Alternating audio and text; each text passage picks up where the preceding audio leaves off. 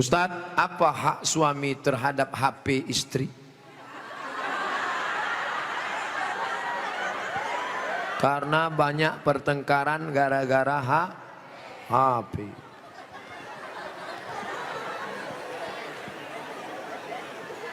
Lima hak ibu terhadap bapak. Catat, ingat baik-baik. Pertama, makan. Ibu tadi sudah dikasih makan? Yang kedua, pakaian. Ibu sudah dikasih pakaian? Karena sekarang banyak perempuan yang tidak diberi pakaian oleh suaminya.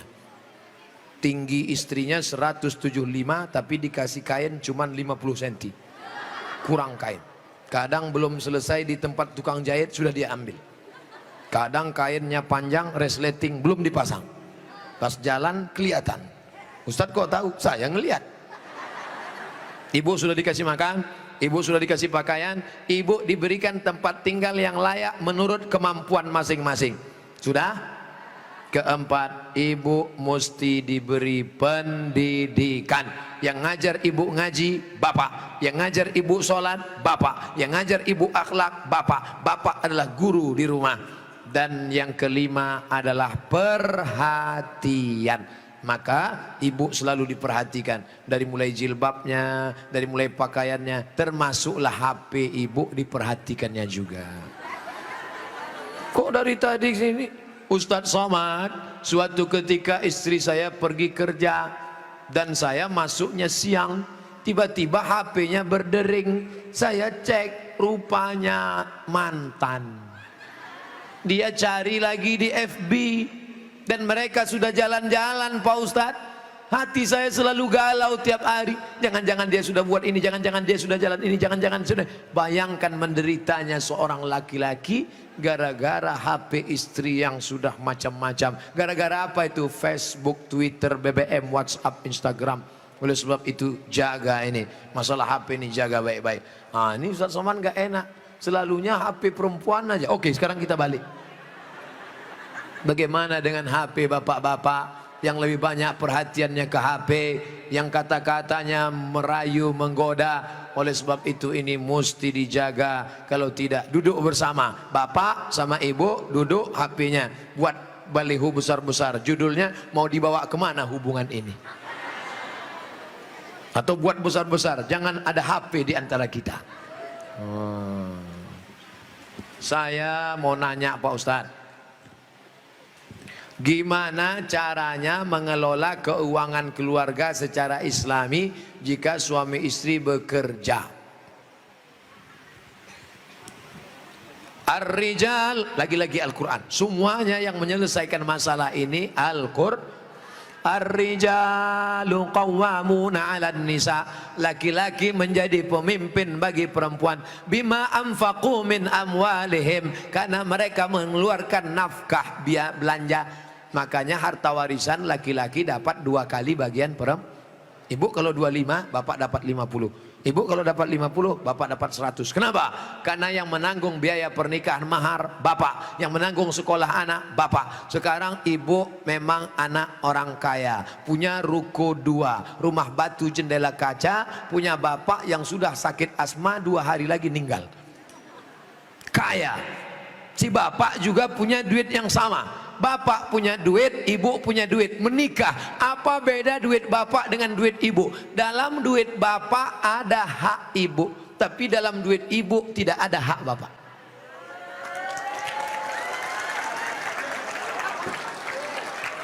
Dalam uang bapak ada kewajiban nafkah untuk ibu, dalam duit ibu tidak ada. Tapi karena ibu cinta mati, maka ibu berkata, "Mas, aku tahu engkau kere, miskin, susah, melarat. Tapi aku sudah terlanjur cinta padamu. Jangankan uang ini, nyawaku pun kuberikan. Ambillah semuanya. Dengan syarat, jangan kau nikah lagi."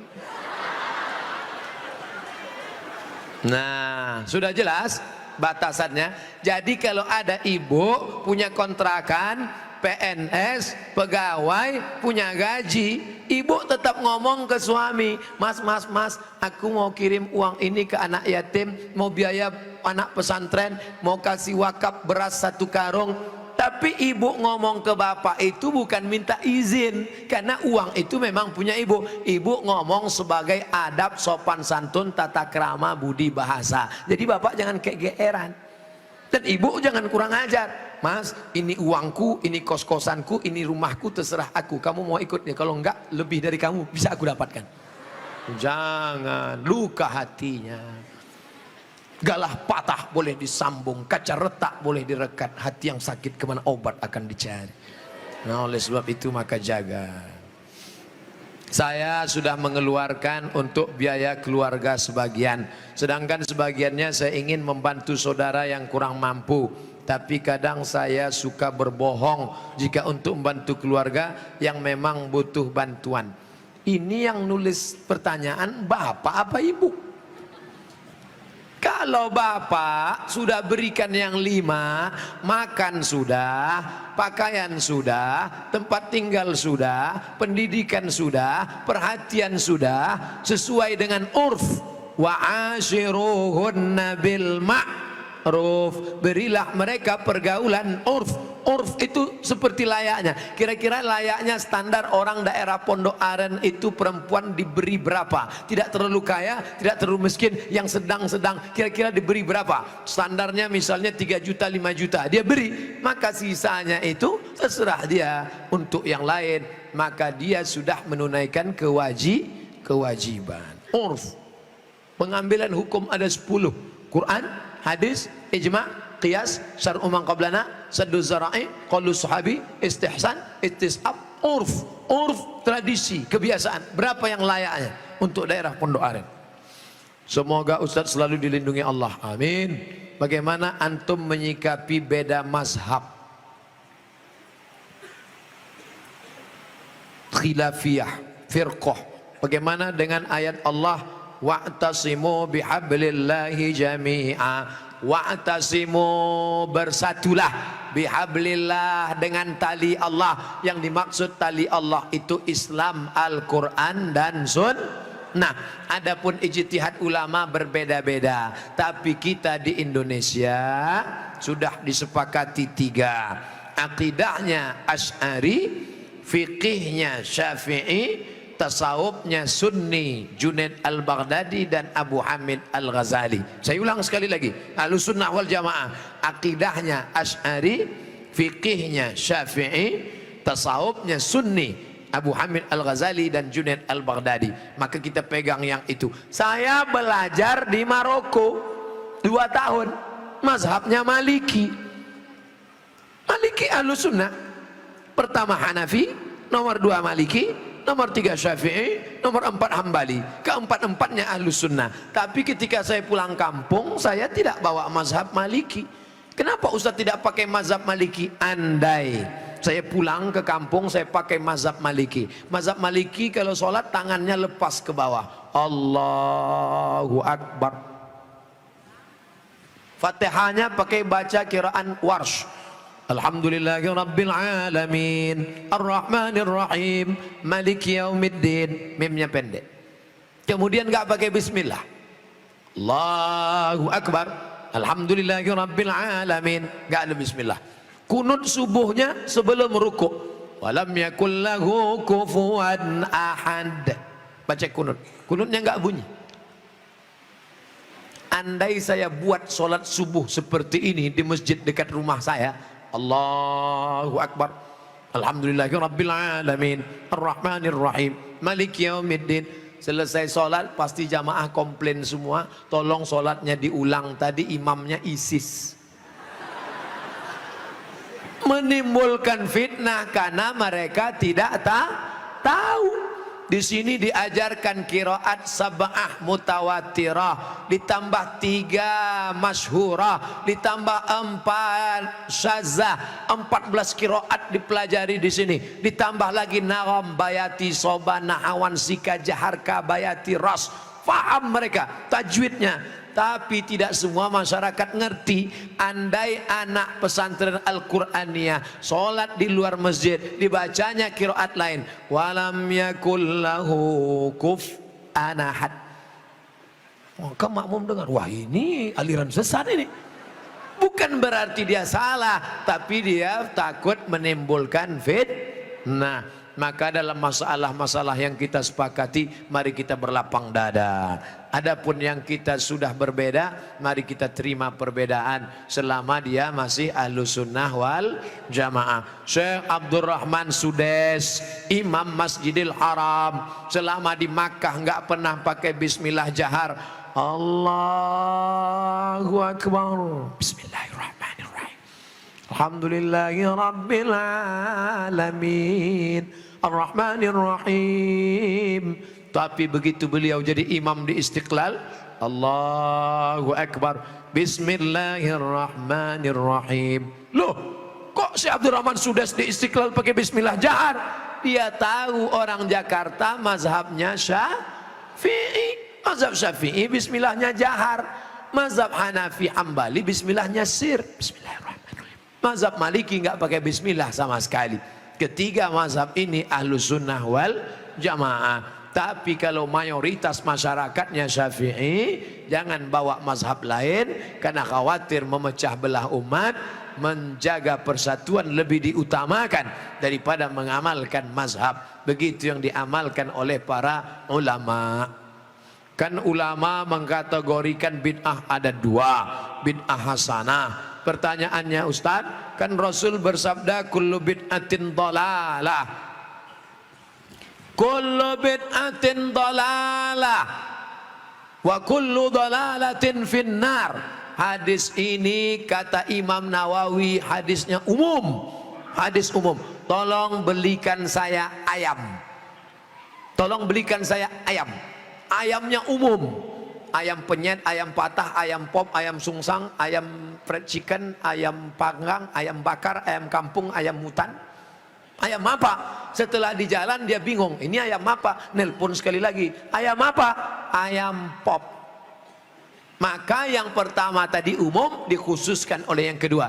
Begitu juga kata Imam Nawawi yang mensyarah hadis Sahih Muslim, kullu bid'atin dhalalah, semua yang bid'ah itu sesat, umum. Tapi kemudian dikhususkan oleh hadis man sanna fil islami sunnatan hasanatan, siapa yang membuat tradisi yang baik, falahu ajruha, dia dapat pahalanya, wa ajru man amila biha, dan orang lain yang melakukannya selama tidak bertentangan dengan Quran dan Sunnah. Nah, sekarang ada orang mendefinisikan bid'ah hanya dengan 5 jari. Kalau tidak dilakukan Nabi, bid'ah. Kalau sudah bid'ah, masuk neraka. Kalau begitu pembahasannya nanti kamu bisa memasukkan sahabat Nabi dalam neraka. Contohnya, ada sahabat Nabi yang sholat dari Isya sampai subuh ayatnya Qul huwallah. Walil maghdubi alaihim waladdallin amin. Qul huwallahu ahad Allahu samad. Rakaat kedua Qul huwallahu ahad Allahu samad. Rakaat berikutnya Qul huwallahu ahad Allahu samad. Rakaat berikutnya Qul huwallahu. Itu pernah enggak dibuat Nabi? Enggak pernah. Kalau dipakai definisi, kalau enggak dibuat Nabi bid'ah, berarti sholat pakai Qul huwallahu dari Isya sampai subuh bid'ah, masuk neraka. Nama sahabat Nabi yang sholat begitu siapa? Qatadah bin Nu'man dalam kitab hadis Musnad Ahmad bin Hambal. Tapi perbuatan itu dibenarkan Nabi, sunnah takririyah. Oke, itu Nabi masih hidup. Bagaimana dengan Abu Hurairah? Abu Hurairah sebelum tidur malam menyimpul tali 2000 simpul tali dipakai bertasbih sebelum tidur malam. Subhanallah, subhanallah, subhanallah, subhanallah, subhanallah. Ada diajarkan Nabi, hai orang-orang beriman, sebelum kau tidur malam ambil tali jemuran, buat 2000 simpul, sebelum tidur petik 2000. Ada? Tidak ada. Jadi kalau didefinisikan, kalau tidak dibuat Nabi bid'ah, engkau sudah memasukkan sahabat Nabi ke dalam neraka, karena definisi yang singkat, yang pendek, pemiskinan. Oleh sebab itu ulama faham, sudah saya tulis lengkap dengan dalil-dalilnya, 444 halaman terkait masalah bid'ah. Tidak semudah itu saudaraku.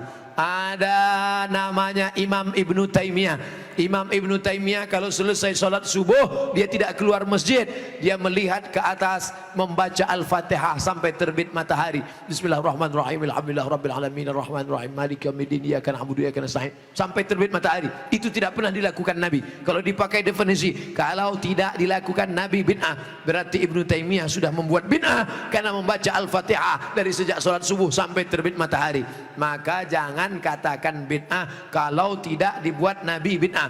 Ini tidak betul. Yang betul adalah kalau tidak ada dalilnya bid'ah. Selama ada dalil hadis qauli, hadis fi'li, hadis takriri, perbuatan sahabat, qiyas, ijma', maka perbuatan itu tidak bid'ah.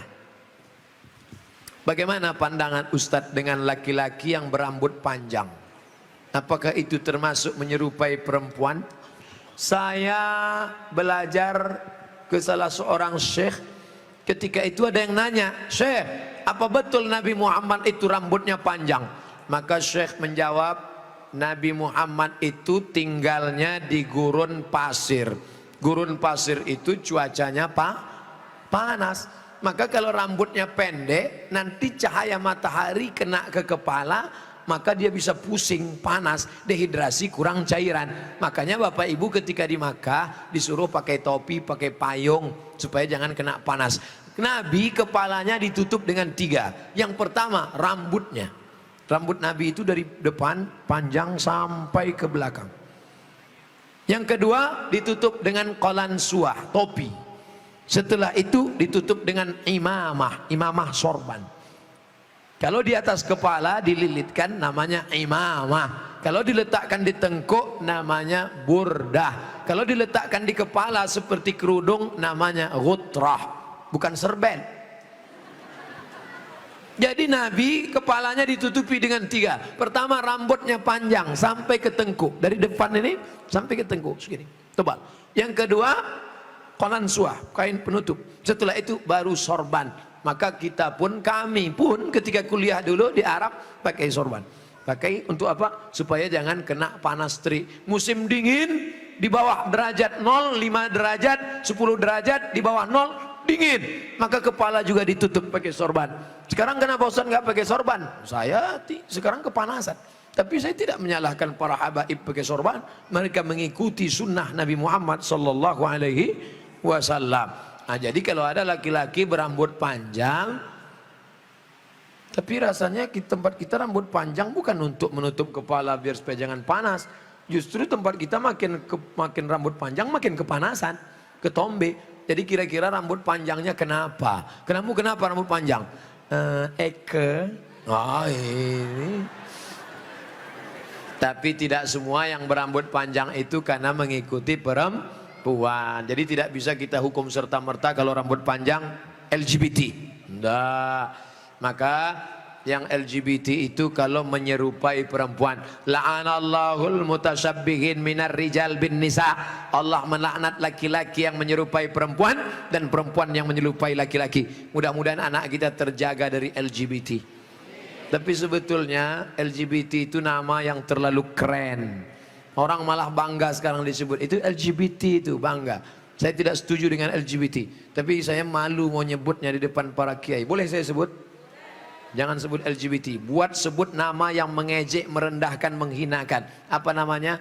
PLT, penyuka lobang tai. Itu yang cocok bagi mereka. Kotor, najis. Zaman Nabi LGBT ini hukumannya man wajadtumuhu ya'malu amala qaumi Lut. Kalau kamu menangkap ada orang yang melakukan perbuatan Nabi Lut, faqtulul fa'il wal maf'ul, pancung kepalanya, hukum mati. Untung dia hidup bukan zaman Nabi Muhammad. Kalau hidup zaman Nabi habis, selesai. Bapak Ibu yang dimuliakan Allah Subhanahu wa taala. Ustaz berani ngomong gini apa enggak takut nanti ditangkap bencong? Ngapain takut? Banyak yang bela saya. Tapi pas pulang nanti sendirian ngeri juga ini. Insyaallah wa ta'awanu 'alal birri wat taqwa, saling tolong menolong dalam kebaikan dan ketakwaan, wala ta'awanu 'alal itsmi wal udwan. Ingatlah saudaraku, ada satu kampung namanya kaum Sadum. Pernah dengar kata Sadum? Dari kata sadum inilah muncul istilah sodomi. Sodomi artinya perbuatan orang sadum, umat Nabi Lut. Bagaimana hukuman Allah? Ja'alna 'aliyaha safilaha. Bagian atas kami turunkan ke bawah, bagian bawah naikkan ke atasnya. Lalu kemudian amtarna alaihim, kami hujani mereka dengan apa? Hijaratan, batu-batu, min sijilin mandud, dari batu tanah liat yang dibakar di api neraka. Itulah sekarang di Yordania, tempatnya bernama Al-Bahrul Mayyit, bahru laut, mayit mati, Dead Sea, dead mati, sea laut, Dead Sea laut laut mati. Kenapa disebut laut mati? Karena airnya terlampau asin sampai ikan pun tidak bisa hidup di dalam. Orang kalau pergi ke laut mati ngapung di atas karena kadar garam yang tinggi. Nah, siapa yang punya kadas, kurap, kudis, gatal-gatal, mandi di situ sembuh. Di Yordania. Bapak Ibu yang dimuliakan Allah SWT, Pompei salah satu kampung yang diisi oleh homo. Lalu kemudian datang lahar dari bukit turun ke bawah, rata dengan tanah, sampai-sampai mereka berubah menjadi patung-patung batu karena ditimpa oleh lahar.